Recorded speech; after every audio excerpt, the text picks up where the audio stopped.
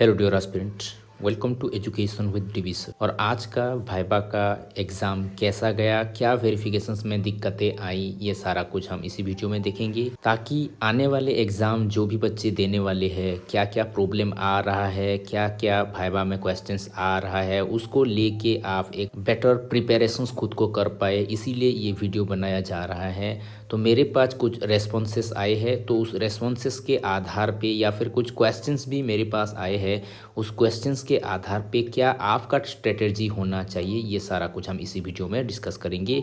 तो देरी न करते हुए वीडियो को स्टार्ट करते हैं।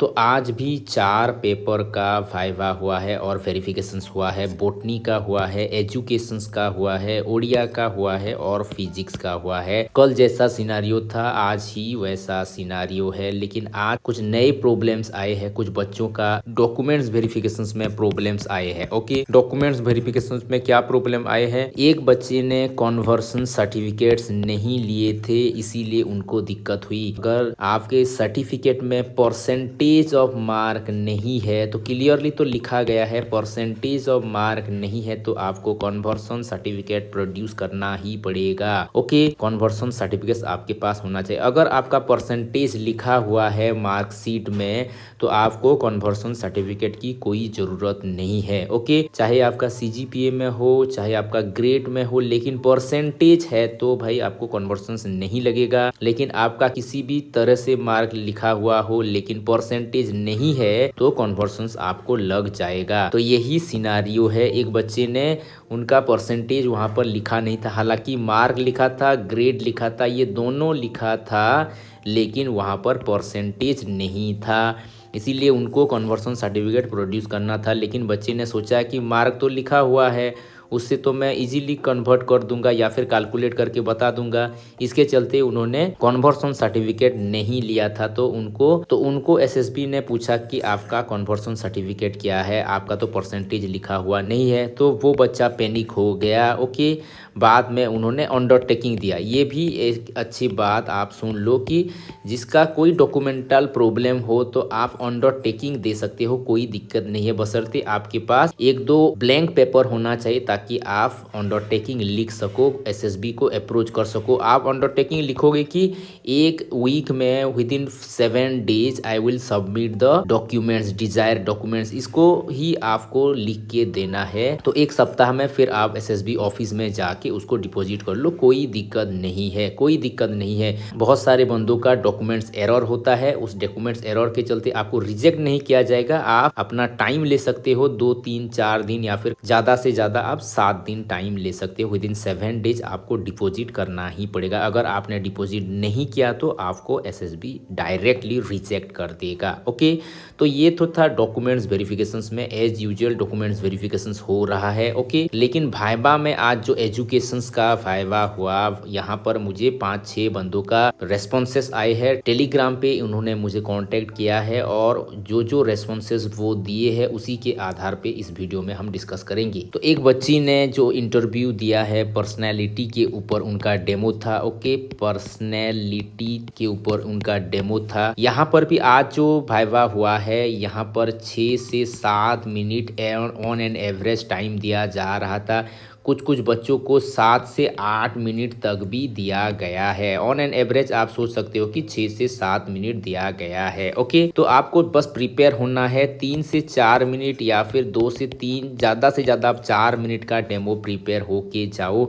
आज भी 1-2 बच्चों को डायरेक्ट बोल रहे थे कि आप बिना डॉस्टर के, बिना मार्कर के आप जो प्रिपेयर होके आए हो वो डायरेक्ट 1-2 मिनट में शॉर्टकट में बता दो, ऐसे करके आज बोल रहे थे। शॉर्टकट में बता दो। भाई शॉर्टकट में कैसे बताएंगे, 4 मिनट का तो डेमो है, इतना तो छोटा डेमो प्रिपेयर करके आए हैं, उसको भी कैसे शॉर्ट करके बताओ, ऐसे कह रहे थे। लेकिन बच्चे अपने हिसाब से वो डेमो दे रहे थे, कोई दिक्कत नहीं था। ओके, पर्सनैलिटी थ्योरी के ऊपर कुछ क्वेश्चंस आए हैं, तो पर्सनैलिटी के ऊपर इन्होंने डेमो दिया है। तो इनके जो क्वेश्चंस आए हैं, इनको करीबन 9 क्वेश्चंस पूछे गए थे। ओके, पर्सनैलिटी थ्योरी के ऊपर भी क्वेश्चंस आए।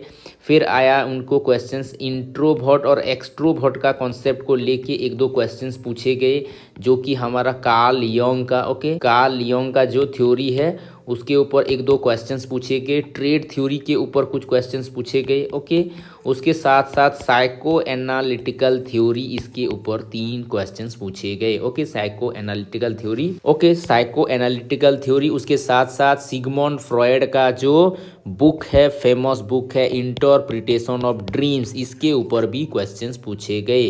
तो आपको अच्छे से प्रिपेयर होना है, जो भी टॉपिक आप ले रहे हो इसके इर्द गिर्द ही क्वेश्चंस आ रहे हैं। ओके, तो ये तो था पहला इंटरव्यू। फिर जो दूसरा कैंडिडेट थे उनका जो डेमो था, ये डेमो था प्रिंसिपल ऑफ डेवलपमेंट के ऊपर था। ओके, प्रिंसिपल ऑफ डेवलपमेंट या फिर डेवलपमेंट के ऊपर था। ओके, तो डेवलपमेंट के ऊपर जो क्वेश्चंस इनको पूछा गया और इनको 6 से 7 क्वेश्चंस पूछे गए। ओके, पहला जो क्वेश्चंस पूछा गया प्रिंसिपल को लेके एक दो क्वेश्चंस पूछा गया।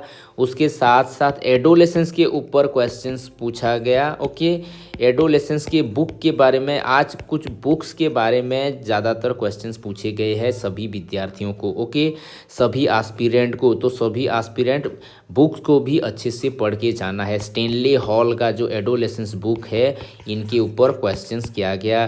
फिर इनका जो फेमस डेफिनेशंस है वो डेफिनेशंस को पूछा गया। ओके, जो adolescence is a period of stress and storm, ये भी क्वेश्चंस पूछा गया है। ओके, तो इसको भी अच्छे से देख के जाना है। ओके, जो तीसरा बच्चा था, तीसरा बच्चा डेमो दिए पियाजे के developmental theory. Okay, theory stages को ये एक्सप्लेन किए। ओके, लेकिन इनको भी टाइम दिया गया, सिर्फ 2 से 3 मिनट टाइम दिया गया। ये बोलते हैं कि 3 ही स्टेप्स पढ़ाए थे, चौथे में नहीं गए थे और उनको बैठने के लिए बोला गया। ओके, बीच में भी बैठने के लिए बोला जा सकता है अगर आपका डेमो अच्छा हो रहा है तो। उसमें नर्वस होने की कोई बात नहीं है, वो बस चेक करना चाहते हैं आपके अंदर टीचिंग स्किल है या नहीं, टीचिंग एप्टीट्यूड कितना बेहतर है, उसको बस परखना चाहते थे। 1 मिनट में भी आपको परख सकते हैं अगर आपका टीचिंग स्किल अच्छा है तो। ओके, तो इनको क्वेश्चंस जो पूछा गया, पियाजे के ऊपर क्वेश्चंस पूछा गया। ओके, पियाजे का एज पूछा गया, कौन से एज में इनको पीएचडी मिला, ये भी क्वेश्चंस पूछा गया, बहुत ही डीप है, तो ये बच्चा आंसर दे नहीं पाया। ओके, और फर्दर फिर पियाजे को क्यों चाइल्ड साइकोलॉजी का फादर कहा जाता है, ये अपने बच्चे के ऊपर जो रिसर्च किया था उसके बारे में आपका क्या आइडिया है, क्या जानते हो, ये भी क्वेश्चंस पूछा गया था। ओके, यहाँ पर और एक कॉन्सेप्ट पूछा गया जो कि ये बच्चा अच्छे से दे पाया। पियाजे का स्कीमा वगैरह, जो स्कीमा हो गया, एडेप्टेशंस हो गया, एक्यूमुलेशंस हो गया, इसके ऊपर 2 क्वेश्चंस पूछे गए, ये बच्चा अच्छा से उत्तर दे पाया। ओके, तो कुछ कुछ आंसर्स आप दे पा रहे हो, कुछ कुछ आंसर्स आप नहीं भी दे पा रहे हो, उसी के आधार पे भी मार्किंग हो रहा है। ओके, फिर जो 4th नंबर का बच्चा था वो गार्डनर का जो मल्टीपल इंटेलिजेंस थ्योरी है, इसके ऊपर उनका डेमो था। ओके, और इसके ऊपर जो क्वेश्चंस पूछा गया, इंटरपर्सनल रिलेशनशिप और इंट्रापर्सनल के ऊपर क्वेश्चंस पूछा गया। ओके, इसका बुक के बारे में भी क्वेश्चंस पूछा गया, जो फ्रेम ऑफ माइंड है, फ्रेम ऑफ माइंड के ऊपर भी क्वेश्चंस पूछा गया। ओके, और उसके साथ साथ एक रिलेशनल क्वेश्चंस भी पूछा गया, जो इमोशनल इंटेलिजेंस है, इमोशनल इंटेलिजेंस गार्डनर थ्योरी का कौन सा इंटेलिजेंस के साथ मेल खाता है, ये भी क्वेश्चंस पूछा गया। ओके, और जो बड़ी क्वेश्चंस इनको पूछा गया जो कि ये उत्तर दे नहीं पाए, रिसेंटली कौन से ईयर में होवार्ड गार्डनर का डेथ हुआ, ये उत्तर दे नहीं पाए। रिसेंटली तो हुआ है, न्यूज में था ये। ओके, तो रिसेंट न्यूज के ऊपर भी अगर आपका डेमो को रिलेट कर रहा है कुछ कॉन्सेप्ट, तो आपको उसको भी पढ़ के जाना है, उसके ऊपर भी आपका आइडिया कम से कम होना चाहिए। ओके, जो लास्ट बंदा था उन्होंने स्ट्रैटिफिकेशंस के ऊपर उनका डेमो था। ओके, स्ट्रैटिफिकेशंस में अगर आप देखोगे, इनको जो क्वेश्चंस पूछा गया, मैक्स वेबर के बारे में क्वेश्चंस पूछा गया। ओके, मैक्स वेबर का स्ट्रैटिफिकेशंस के बारे में आपका क्या आइडिया है या फिर क्या नॉलेज है, वो बताइए, ऐसे करके इनको पूछा गया। ये इनके बारे में कुछ भी बता नहीं पाए, ये बहुत ही नर्वस हो गए थे। फिर इनको पूछा गया कि कार्ल मार्क्स को आप जानते हो, उन्होंने कहा यस। कार्ल मार्क्स ने कौन से थ्योरी दी है, तो इन्होंने कह दिया कि क्लास स्ट्रगल के ऊपर बात करते हैं, ऐसे करके उन्होंने कहा। ओके, तो स्ट्राटिफिकेशंस के बारे में कार्ल मार्क्स ने क्या कहा है, क्या आपको मालूम है, ये उन्होंने पूछा। तो ये इन्होंने कहा कि हाँ, दो तरह की क्लास होते हैं, एक हाई क्लास रहते हैं, एक लो क्लास यानी कि रिच क्लास, पुअर क्लास, ऐसे करके इन्होंने एक्सप्लेन कर दिया।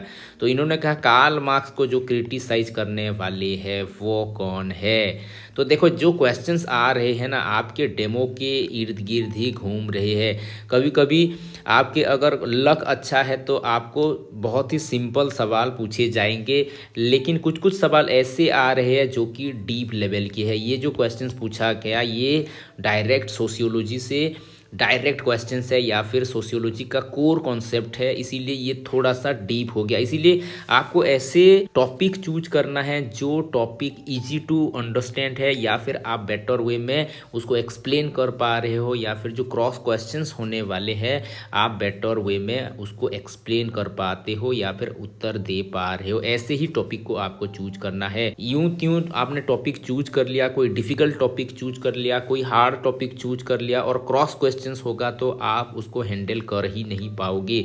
इसीलिए ऐसा सिंपल टॉपिक, भाई सिंपल टॉपिक आपको चूज करना है, क्योंकि आपके पास ज़्यादा से ज़्यादा 3 से 4 मिनट टाइम ही होता है to express your demo. Okay, तो डेमो को एक्सप्रेस करने के लिए ज़्यादा से ज़्यादा आपको 3 से 4 मिनट टाइम दिया जा रहा है। तो आप ऐसे सिंपल कॉन्सेप्ट लो ताकि आप उसको बेहतर वे में एक्सप्रेस कर पाओ, और उसके ऊपर जो जो क्वेश्चंस पूछे जाएंगे उसको भी अच्छे से आपको पढ़ के जाना है। आइडिया अच्छे से होना चाहिए, उसका मॉडर्न रेलेवेंस क्या कुछ है तो उसको भी अच्छे से पढ़ के जाना है। जैसे कि अभी एक बच्चा मुझे फोन करके पूछ रहा था कि इंटेलिजेंस थ्योरी के ऊपर अगर मैं डेमो दूं तो कैसा होगा। अच्छा होगा, लेकिन इंटेलिजेंस थ्योरी के ऊपर आप दे रहे हो तो इंटेलिजेंस थ्योरी के कौन से ऊपर दे रहे हो, कौन सा इंटेलिजेंस थ्योरी दे रहे हो, या फिर इंटेलिजेंस के ऊपर दे रहे हो, तो उसका इर्द गिर्द क्या क्या क्वेश्चंस आने वाले हैं। सारे इंटेलिजेंस थ्योरी को अच्छे से समझ लो, इंटेलिजेंस का जो मेजरमेंट वगैरह है, टूल्स वगैरह है, उसको भी अच्छे से जान लो, आईक्यू को अच्छे से जान लो, फॉर्मूला वगैरह अच्छे से जान लो, किसने कॉइन किया है,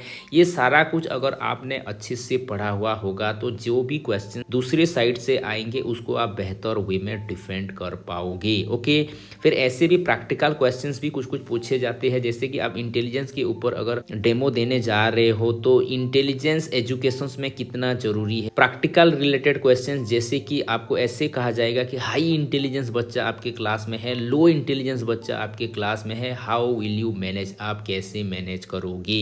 या फिर बहुत ही हाई लेवल का बच्चा है, आईक्यू 130-40 वाला एक बच्चा आपके क्लासरूम में है, बाकी जितने बच्चे हैं वो सारे के सारे एवरेज है, तो जो हाई आईक्यू वाला बच्चा है उसको आप कैसे मैनेज करोगे। ऐसे करके भी प्रैक्टिकल जो कि चैलेंज क्वेश्चंस है, ऐसे क्वेश्चंस भी आपको पूछे जा सकते हैं। इसीलिए जो भी टॉपिक ले रहे हो क्या उसका एप्लीकेबिलिटी है, अगर ऐसा क्रॉस क्वेश्चंस आए तो मुझे कैसे डिफेंड करना है, उसको भी अच्छे से आपको प्रिपेयर होके जाना है ताकि एक बेहतर आंसर्स आप दे पाओ और एक अच्छे मार्क्स से आप एसएसबी एग्जाम क्रैक कर पाओ। तो इतना ही था आज की वीडियो में। Thank you for watching, have a nice day.